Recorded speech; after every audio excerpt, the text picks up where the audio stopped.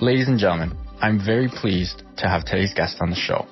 This gentleman is a serial entrepreneur with an unshakable belief in the limitless potential of the human spirit. He's the co-founder and CEO of Dreamr, a technology-based platform with the mission of making the pursuit of our biggest dreams and aspirations more practical. This fella is also the host of the Dreamr podcast and is releasing a new cryptocurrency called DMR token. I am very pleased to welcome to the Crypto News podcast, Chris Adams. Chris, welcome to the show, my friend. Hey, what's up, Matt? Thank you for having me, man. Really excited to be here.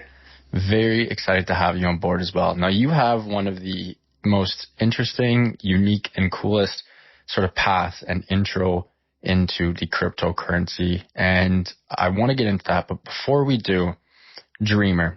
The name is pretty straightforward. For those who do not know, it is spelled D-R-E-A-M-R, so Dreamr without the last E in there. Incredible company, super cool stuff. One of the few that actually piggyback on what they mean to do and their mission statement. Let's start by telling our folks a little bit more about Dreamr and what you guys are about there. Yeah, man, absolutely. So, and thank you for that. Dreamr has been a really a labor of love over the last 5-6 years. We've been working on this project a long time. And it really stems from, as you said in the intro, a firm belief in the limitless potential of the human spirit. I think human beings are capable of so much, some of us prove that all the time, out there achieving the impossible. But I think that potential is really, lying dormant within everyone. And so that's really the premise of it, is we believe in anyone's ability to do anything if they're passionate about it and if they're putting their time, attention, and energy towards it. So we wanted to create a space, a platform on the internet where people could declare their dreams and start, practically moving forward down that path. So that it starts with community, which is one of the reasons why I love crypto so much is, projects are really community based. DAOs can't exist without a really engaged community, right? So community is the forefront really of the success of any dream. So that's why the Dreamr app right now, if you download it, it looks a lot like a social network. You declare your dream and you start making new connections that are, like-minded, have similar interests. They may discover you. You may discover new people using our feature Dream Connect. We've got a messenger in there, obviously, and encrypted. And then you can start earning our platform token, the DMR token, in our rewards program. So that's the foundation of it. And then we're also building a bunch of financial tools that leverage the blockchain to help people overcome the money roadblocks in the dream. So crowdfunding, a peer-to-peer marketplace where you can list your skill as a service. So, gig economy stuff, but truly peer-to-peer where people are, through a nice, easy app interface, setting smart contracts with each other and holding funds in escrow while work gets done. And so I'm a big believer in blockchain. And, once we kind of realized that we needed to build financial tools also, that it was more than just connections and relationships, that's when we started entering the blockchain space and figuring out how we were going to do this, leveraging on the cool stuff that's going on here. So that's a little bit about the Dreamr platform. Obviously, it's a lot, but, that's the tech. That's awesome. Lot to unpack there. Let's go back to square uno. What made you think of this app, think of this program, this platform? What was the aha moment or the light bulb? When did that light bulb go off in your head and your co-founders' heads where you guys were like, so many people have dreams. Everyone has a dream, or dreams plural, but it is a literal nightmare, the opposite of a dream, getting the ball rolling and making shit happen.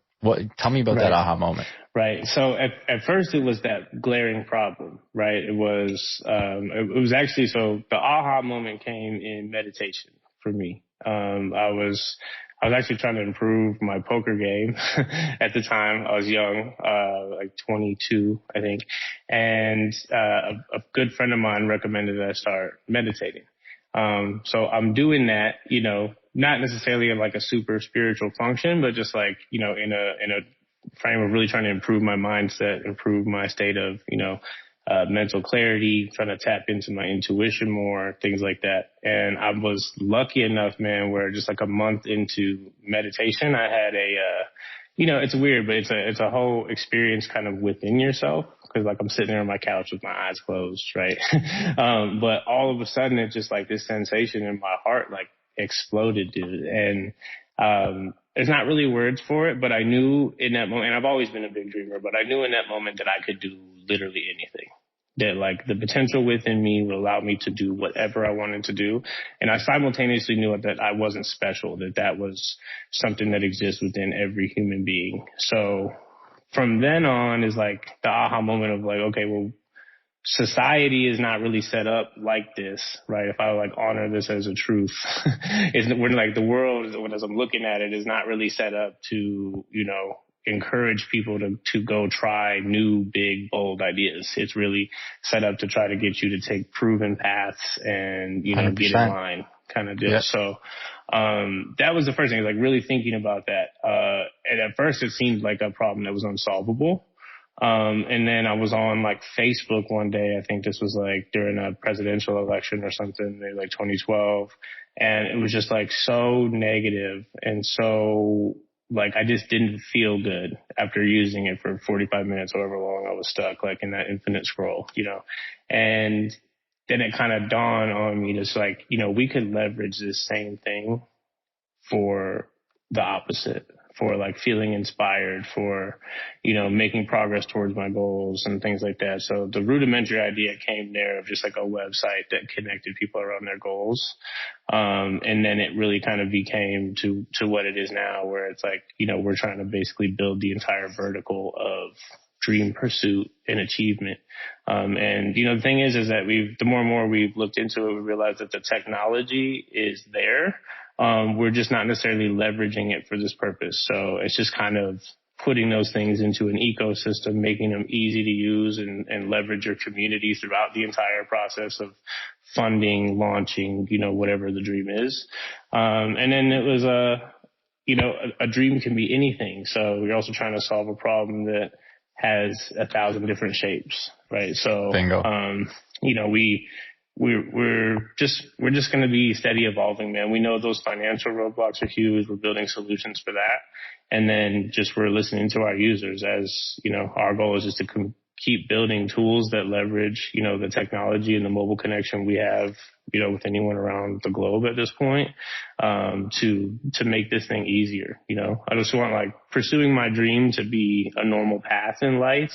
And like, if we can do that, then, we've achieved our goal. I absolutely can't tell you how much I love that. I wish this was around when I was, graduating high school, graduating uni. I'm sure many people do. One thing you touched on was, having the technology to make this happen. That is what crypto and the blockchain is for. And that is, of course, the bread and butter of the show. And we are going to get into that in a couple moments. But I want to go back to your meditation. Me personally, I meditate as well. I've been terrible at it over the last couple of weeks, probably even months. Just been so darn busy. Not that that's an excuse. It's just once you get in a routine of waking up, checking your phone, seeing the, dozens of emails from Europe, and boom, you get started. No morning walks, no morning meditation. You get into a rough groove. Now, I'm not in a rough groove, still in a good groove, still going to the iron jungle, getting the pumps in. Life is good, no complaints, but meditation, when I was doing it, I was doing a bit of TM meditation. I also used a couple apps when I first started, and then I listened to Naval and heard the whole, like, let thoughts come to your mind, and just, you don't need to try to erase them from your mind. Actually sit on them and ask yourself the big questions, the whys. Why am I thinking about this?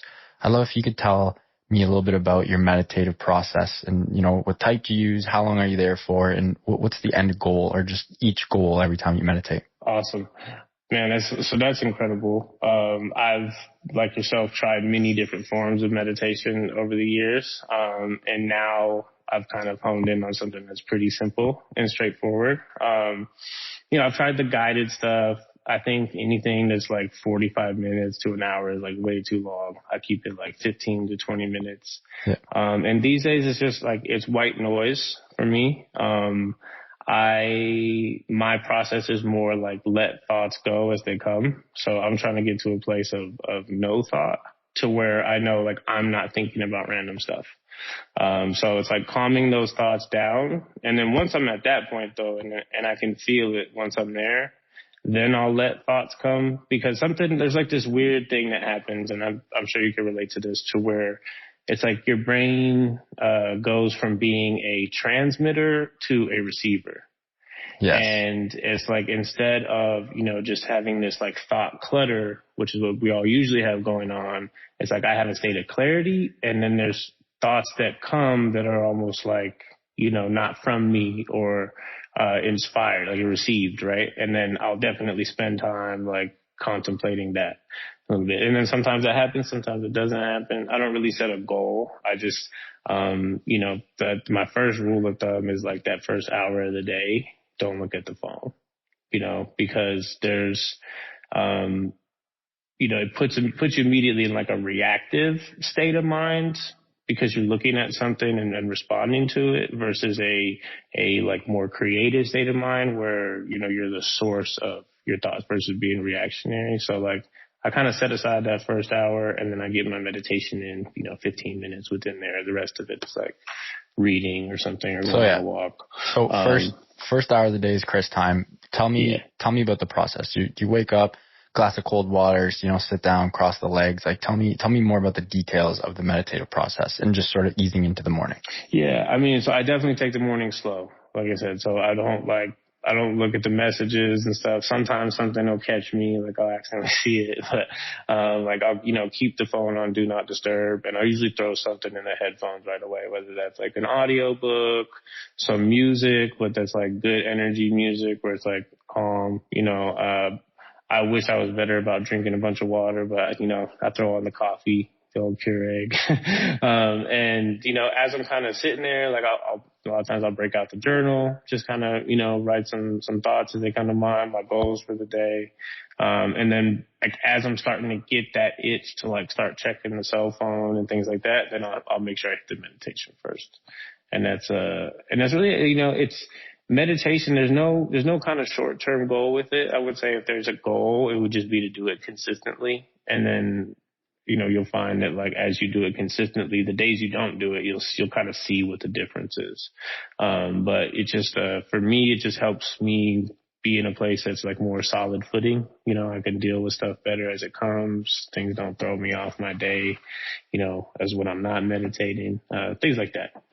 And this is like just over time where I've really noticed like the nuances of doing it, not doing it, different types, but it's something that has changed my life for sure. You gotta get your reps in. I think meditation, now mind you, it's true with anything else in life, without getting your reps in, it's so tough to get over that hurdle. And then, one day, like you do it, I don't know, 3 weeks, 4 weeks, 5 weeks. And on that one morning you wake up and you're just like, whoa, clarity, like I'm in control now. It's almost like anything else. Like just that aha moment, or that switch will flip. How long did it take you until that happened? So that was that experience that I was kind of talking with you about. I was lucky enough to have like a profound one, like a month in. Wow. Okay. And I know, I'm talking to many people. Sometimes that takes years, but yeah, to have almost like a psychedelic like experience, just sitting on your couch with your eyes closed, is a trip. And then that really kind of opens your mind to the fact that there really is a whole internal world going on of consciousness that, we're not really talking about as far as like, just with each other. So, but I'm excited for that. I think science is starting to get there, which is really going to open the conversation. Quantum physics and things like that are starting to get to the point where they have to acknowledge that consciousness and thought plays a role in what's going on out here. It's really like deep. Chris Adams getting deep on the Crypto News Pod. That's what we like to see. Let's go back to Dreamr now. Quite, this was probably a very, might be, there's no such thing as a dumb question, but Dreamr, the name, of course it makes sense. Why take out the E? It's like true tech platform style. Drop that last vowel. Yeah. Nice. Okay. And with that hard R. But, once we actually thought of the name and looked at it, we were very surprised that it was available in that spelling. So, that spelling also was available to start trademarking and doing things like that. So. And that was it. Okay. And the rest was history. So I have so many questions about Dreamr. This is going to be awesome. The Dreamr ecosystem is, again, the whole goal is to build innovative products and produce top quality content around the core premises of the psychology of goal achievement, unity over separation, and leveraging technology to make practical the pursuit of one's dreams. That is a ballsy goal, and you guys have already made waves and have done a really great job in getting the ball rolling. Now, there's so many different components and cogs to the actual Dreamr machine. You have the Dreamr ecosystem, you have DMR token, which is coming out. You have the Dream Machine Tour, which leverages the app's community to produce real-world events and media. You have the Dream Machine Foundation, which is the philanthropic arm. You have so many different aspects of it. If someone were to ask you, Chris, tell me about Dreamr, and you have 30 seconds on the elevator to get your point across, give it to me straight up. Dreamr is a technology company that's building, networking and financial tools that make it more practical for people to pursue their dreams. And we're fortunate enough that technology idea has grown into a movement with physical aspects like tours, Dreamr Labs, in partnership with the Y, and a whole philanthropic arm where we really focus on giving back to both the Dreamr community, the world, and, communities affected, by just ongoing stuff like COVID, different things like that. So that's my elevator, and hopefully you'd want to stay on, talk to me more. Love that. Makes sense. Now the next question, that elevator pitch. Let's say that you got stuck on that elevator. You had a 2-minute, stuck on floor 10, and someone asked you, you have incorporated crypto into the Dreamr ecosystem. How have you done that? So we are incorporating crypto because we're building our financial tools on the blockchain, and I'm a big believer in crypto. So I think blockchain is really a foundational technology of what just the future world economy is going to be built on. So, when we wanted to build financial tools, we knew we had to do it on the blockchain. And we're also building, a very consumer centric and consumer focused product. So I really think Dreamr has the opportunity to help with the mass adoption of crypto, by making it not necessarily a crypto app. Right. So, and we personally are, launching a token because we want to really give a layer of interaction with our community that hasn't existed before, and really give them a significant say-so in the platform and where we go with it from here. So our technology roadmap, our privacy policy, our terms of service, so, what we do with user data, all of that is going to go into control of the community, and will be, any changes to those things will be voted on by token holders. So, with the DMR token, we're introducing DMR governance, and then as we continue to kind of build different tools and services, we'll continue to find ways to create value for those token holders. And so those are, they're being given out to our most active users. Like, we really want our community to engage in and benefit from the growth of the platform.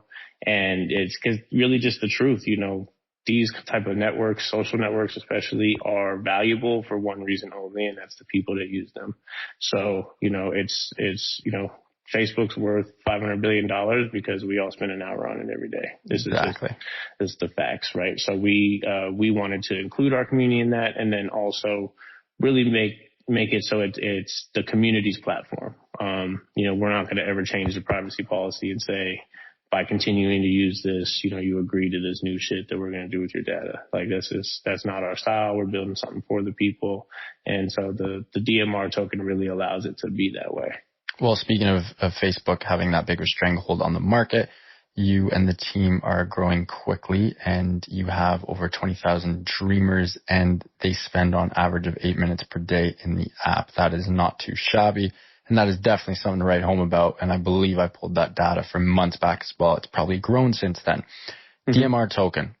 I know that's popping off soon. I know you can't tell me a whole lot about that. A lot of stuff on the back burner. I'm totally fine with that. I'm very, very curious, and I know our listeners are as well. How do you create a token? Like, walk me through the process of being at the conference table or on Zoom with your founders and your mates and saying, okay, it's time to create a token. What is step 2, step 3, all the way out to release? Like, how big of a gong show is that? Walk me through that process. For us, man, this has been a multi-year process. Like, this is not something that we thought of yesterday.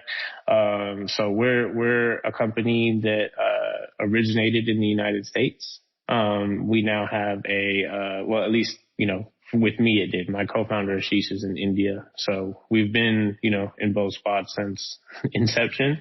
But I registered the company in the United States in Nevada, and the first thing I did, honestly, when I decided we wanted to do a token, was go hire a securities attorney.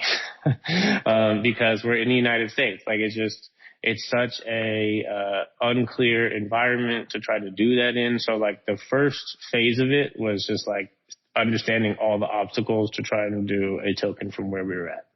Eventually we decided to, incorporate offshore, at least for our token issuing entity, which is where we have Dreamr Labs now. We partnered with Delchain to really help us bring our token to market. So, but that's more towards the end of the process. So when you decide what to do, the first thing you need to ask is why. Like, don't arbitrarily create a token. It's like, do we really need one? Why do we need one? Crypto's hot right now. So, people might be kind of putting the cart before the horse and saying, hey, we just need to build a token and we'll figure out its use case later. Like that, it might work right now for the next couple of months, but I promise you that's not going to fly, in the long term, in crypto. So it's, we really just put some thought into it first and like, okay, that's a whole different layer of technology that hasn't existed. How can we use that to add value to our users? So it's like, it's answering that question. If you're a business, B2B product, then it's how can we leverage a token to add value to our, customers and our businesses. Right. A solid use case and utility for the token is the first thing. Then the next thing is deciding on like a blockchain where you want to launch that on. Are you building your own? You want to launch it on Ethereum? Do you want to launch it on Tron? For whatever reason, like those are the next decisions. And then it's really like, okay, once you've got that figured out, in our way of going about it, we decided we wanted to ship a product first before launching a token, which is not the typical way in crypto. But I think that's definitely a decision that a lot of businesses need to make moving forward before they decide to integrate a token or not. Like then it has more utility. Yeah, because I think the days of like selling a crypto and then building something are going to be like soon over. Yes. And I thank DeFi for changing that. 100%. But even on like consumer products like Dreamr, I think any founders listening to this, like, really consider shipping your product first and then the token. And then it's just doing it. Yeah. Then it's coding it, getting it audited and, tokenomics listing it on an exchange. Yeah. Tokenomics. That's part of your use case. But tokenomics, you got to get lawyers and economists and like, if you're going to do this right and really build a token that has a use case, then, you got to do the math and like really sit and figure out like, okay, what do we expect the volume to be on this thing? Like, what's the release schedule going to be like? How much are we giving away for, the community or airdrops? How much are we keeping for the team? Like all those decisions need to be made and they really need to be like a group discussion that involves all your stakeholders. We're in that process right now. So it's exciting. It's fun. It's also a lot of work. And, if you are looking to build a long lasting business, going through all the regulatory stuff and understanding that landscape is a big part of it as well.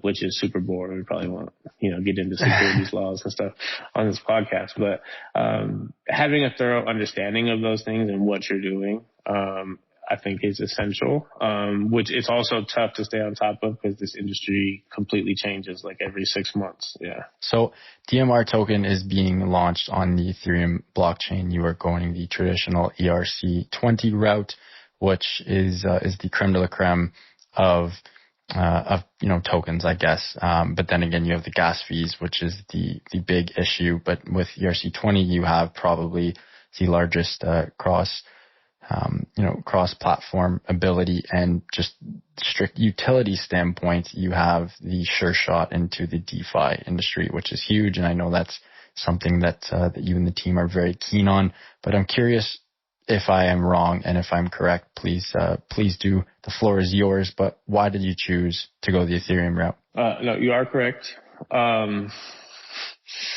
Outside of the fact that I'm just like an Ethereum bull, I think a lot of people are, just because how could you not, like, Ethereum has just hands down like the best development community and most active development community, period. So the issues with it right now around gas fees, things like that, like they will be solved eventually. So, I think about like more, I don't think a short-term solution is like move your project over to like Solana just yet. If Ethereum takes like 2 more years or something, I get it. But there's also layer 2 solutions like Matic that are, creating space for platforms to kind of move their projects over there. Then you've also got the Binance Smart Chain. I will admit we're contemplating putting, a portion of our token supply over there, just because, there's so much action. But, very popular now. Very popular. Yeah. And I get it, because they've made it easy to use, like Trust Wallet, people can get on there. But the really interesting thing that I think, you'll like is, crowdfunding is going to be our next big tool outside of like really building out the rest of the social media features, in our digital wallet, of course. But once we have crowdfunding is, going to be on our own layer 2 solution that we're building on top of Ethereum.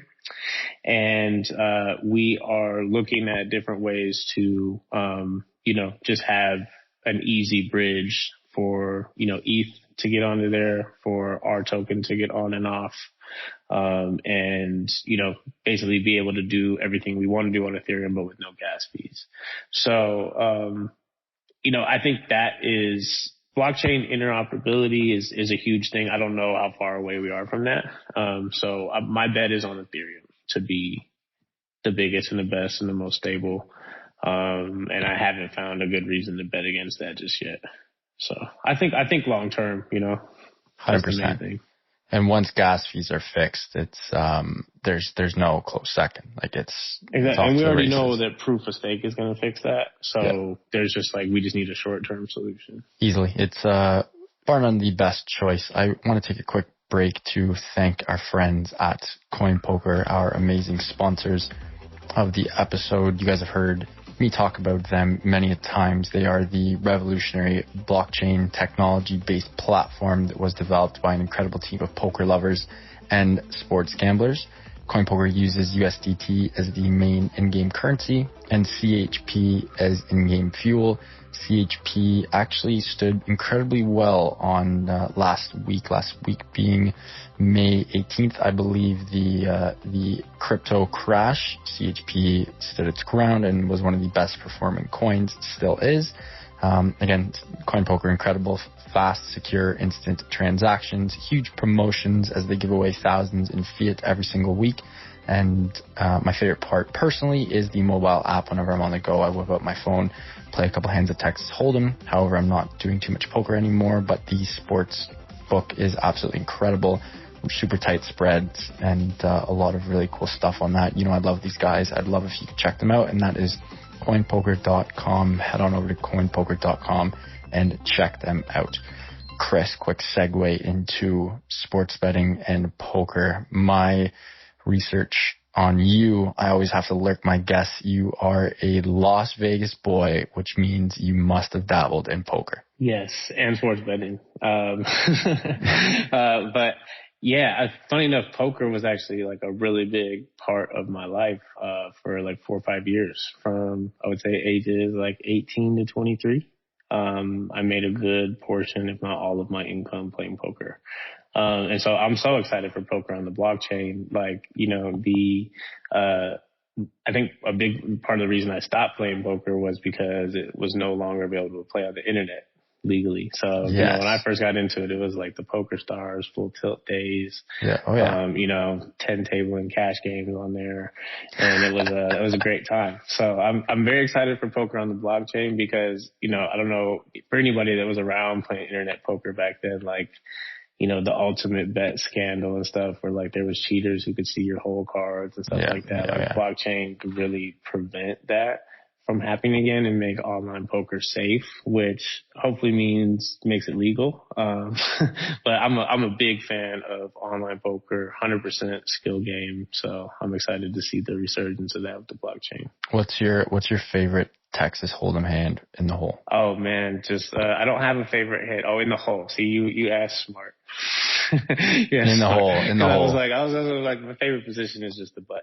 You know. Yeah. So, in the hole. Oh man, aces always. Aces, you know? Yeah. I always feel like I get unlucky. I feel like when I rock aces, like, you know, a couple twos, it's sevens and jacks pop up. It all depends. But that's why the hole makes it interesting because, you know, like you get into weird spots if you like, you know, just call and then nobody raises. But, you know, I like, there's so many fun different things you could do like in that spot that, yeah, aces. Cause you know, you could like do a small raise, you could just call and then re-raise somebody. It's true. There's so many things you can do to make it look like you're just being like aggressive for no reason. And then actually have aces. So, it's true. Yeah, aces for sure. Aces. Are you still in Vegas right now? I am. How is, I know COVID is fading, especially in Vegas, and regular life is resuming again, but what's the crypto scene like in Vegas? The crypto scene, I mean, it's not bad. It's like, I don't know. I'm not a part of, unfortunately, any like crypto communities in Vegas. You know, it's like me and my homies might be the crypto scene. I don't know. You're starting it off trailblazing. Yeah, but I mean, I've met, you know, one of my dearest friends in life at this point, his name is Andrew, in the crypto scene in like a blockchain meetup in 2017. But, you know, after that kind of crash at like the end of that year, early 2018, I think whatever crypto scene we did have here was kind of fading out. You know, I haven't really seen a resurgence of it, but I also, you know, am in my house working all the time. So of course, grind. Gotta take Dreamr to the moon to that next level. Going back to Dreamr here, you guys partnered with one of the most famous blockchain advisory firms in Delchain. They have a very prominent and successful track record. And I know they're helping you bring your blockchain-focused products, including the DMR token, to market. What's it been like working with those guys? Man, Delchain has been incredible. They are just their industry knowledge is like so deep for how young this industry is. And they're just like, they're so low key. Like they work with a number of big name projects that you just haven't heard about, in the news. But, you know, they're not just working with these guys. They're like running nodes for them and, you know, helping, you know, interface their wallet infrastructure with exchanges and stuff like all this back end stuff. They have a whole software team, you know, that is, incredibly resourceful. And, you know, I'm really looking forward to, the Dreamr token is the first one. You know, they're helping us get that listed on a tier 1 exchange. They've been involved in our tokenomics and buttoning up all that stuff, making sure it's solid. But, you know, they're a resource that I can use to launch further DeFi products in the future, you know, to get introduced to like big blockchains that we may want to partner with, things like that. So far they've been invaluable, and I plan on, keeping my relationship with Delchain close for a long time because it's been really good. 100%. Another incredible thing that you guys have done is the charitable contributions. I know you received over $1 million USD in charitable contributions to the Dream Machine Foundation tour. And you've done tons of work. You've given away thousands of Hasbro toys. Shout out Hasbro, incredible sponsorship there. You've given away thousands of toys and games to families in need across the nation during the 2020 holiday season. Talk to me about getting this initiative started. Was this something right from the get-go where you guys were like, hey, for every, bit of success we get and we receive, we're going to shed that back out to the community? How did that go about coming to fruition? Man, it's something that from the beginning we always knew would be a part of it. I think giving is such a powerful form of expression for a lot of reasons. But one of the bigger reasons, for yourself when you give is you're showing yourself that you have whatever it is you're giving. So whether that's money, whether that's time, whether, you're showing yourself that you're abundant in these things. So, that also opens the pathway up for receiving, right? Like giving and receiving is a balance. So, I've always kind of thought about giving in terms of, in relation to business as a practical way to grow a company. So all of this wasn't an original plan of like, oh, we're going to have this tour and do all this. Like, that's getting lucky, I'm fortunate that my partner, Charlie Rocket, shout out to Charlie, did a Dream Machine tour, on his own in 2018 where he biked across the country. But like, we always knew we'd have that foundation arm. And when COVID hit, he hit me up and was like, hey man, I want to do the Dream Machine tour again. It's time to get out there and help people. And I was super down. So we got that done and we kicked that off, I think in like May, officially kicked it off in July. And just, credit to Charlie and the tour team. They just were on the road for like 10 months, really just being in communities, being a service, giving back, finding those powerful stories, for, those Hasbro give backs and, the different things that we want to do and all the different brands that wanted to help, which was awesome. And that was, it was something like launching during COVID is a weird thing too. So right. that whole vehicle of the tour, allowed us to get out there and help, but also market the app. So, giving, tying that giving in with our storytelling and our marketing has been, just a huge success so far. Dream Machine Tour 2, 3 is coming again in September. So that's something we're going to continue to do. Charlie's really, finding his groove on the give backs and the content. Like, his TikTok is going crazy. Went from like, 50,000 to 1.5 million over the last 3-4 months. Wow. And so the content is getting out there. We got a Snapchat show for Dream Machine Tour content, that's doing really well. So, it's cool, man, cause it's like, it's years of hard work, but now we know what to do. Now that we're here, like we've been planning to be here for so long that we know exactly what to do with it. So, what's the, sorry to interrupt you there. What's the secret sauce for blowing up on, again, of course, what you guys, I've seen your content. It's incredible content and you're giving back to people. Everyone likes a good story as well, a good narrative, and you and the team have definitely hammered that. But any secret sauces, any ingredients you can give away to our listeners in regards to really blowing up on socials? So I can give you the recipe. I can't give you the sauce, That's what we got. That's what we got to hold dear. Yeah. But it's really authenticity is the sauce, But the method behind that, I think you really see is like format. You can always study what people do, and if you were to go look at Charlie's TikTok right now, you'll see that there's 3 or 4 different like formats that he's using. And then continually iterates and dials in on. So coming up with a format for your content, whether that's like a show format like you have with this podcast or the 2-minute version of it, for Instagram. And then, like once you find a format that's starting that like gets engagement, it's like tweaking that. And that's really like a trial and error. Trial and error. You'll see like the people who kind of gain traction quick. It's because they're posting 4 or 5 times a day and actually taking that feedback and that, what they're getting from their audience and making changes, and optimizing. So it's the same way you would approach a technology product. If your users like it and they're giving you feedback, you tweak it, iterate it, until you kind of really see that increase in traction that you're looking for. So you got the sauce. Chris, this has been incredible. couple quick questions before we wrap up. Folks, Chris has an incredible Mac Miller poster or I guess piece of artwork behind him. And it is Mac Miller, I love life. Thank you, thank you, thank you. I personally love Mac. I grew up with Mac. He fired me up in the mornings. He cooled me down at night. He's one of the GOATs in my books. Why do you love Mac so much?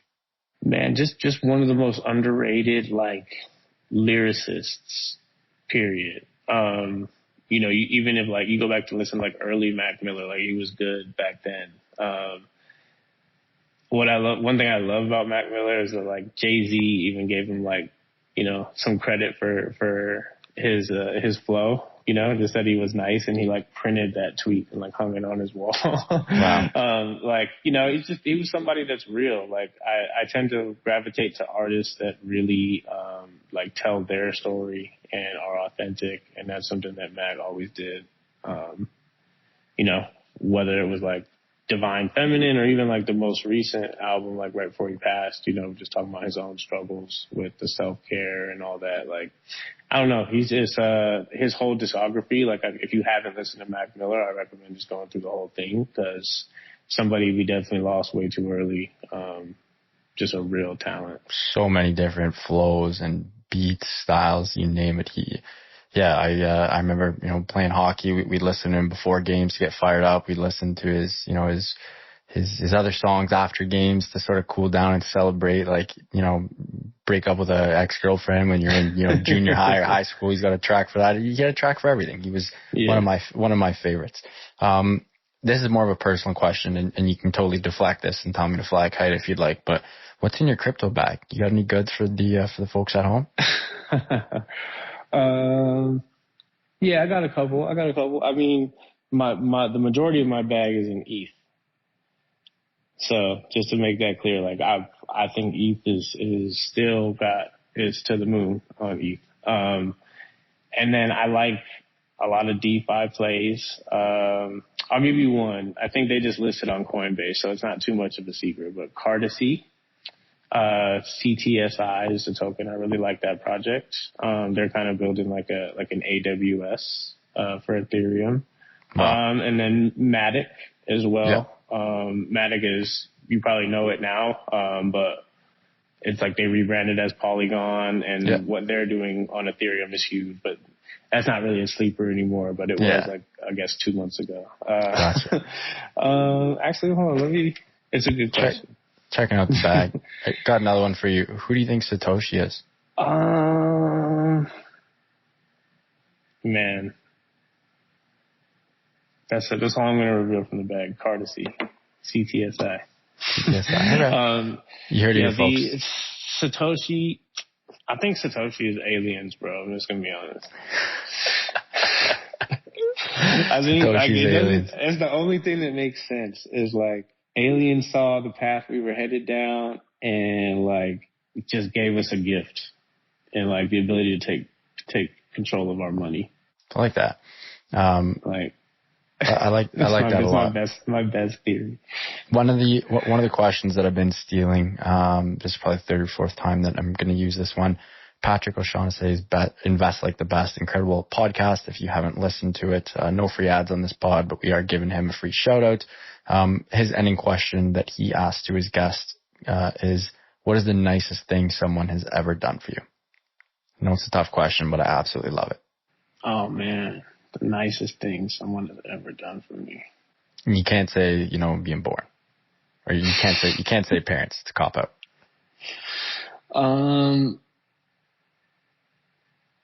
Man, the nicest, like, to be real with you, bro, like, my wife deciding that she wanted to spend the rest of her life with me is the nicest thing someone's ever done for me. Wow. Brownie point. So she's the best thing to ever happen to me, and I want that to be known. And, like, so her deciding to be with me is definitely the nicest thing someone's ever done for me. Good stuff. Amazing. Chris, this has been incredible. Learned a lot. Had a blast speaking with you. You are one of the most genuine people I've ever spoke with, and I really appreciate you coming on, and I hope you had a blast, because I certainly did. Matt, this was a lot of fun. Thank you for having me, man. And yeah, I'm gonna send you some Dreamr merch. So 100%. Folks, when you see me in Toronto rocking Dreamr, you will know it's from Chris and the team. Incredible logo. Chris, thanks again for coming on. Before we let you go, can you tell our guests where we can find you and Dreamr on socials and online? Absolutely. So our website is Dreamr, DREAMR.app. You can also check out the blog at dreamuniverse.org. And on social media, it's the same, dreamr.app or dreamr_app on Twitter. And also check out our Telegram channel, is dreamr_official. We're doing a lot of giveaways in there. Gave away 500 in BTC and a PS5 the other week. We're going to be doing that again, but bigger. So, yeah, come check us out and join the Dreamr community. The app is also available on iOS and Android. Unreal. Chris, thanks again, man.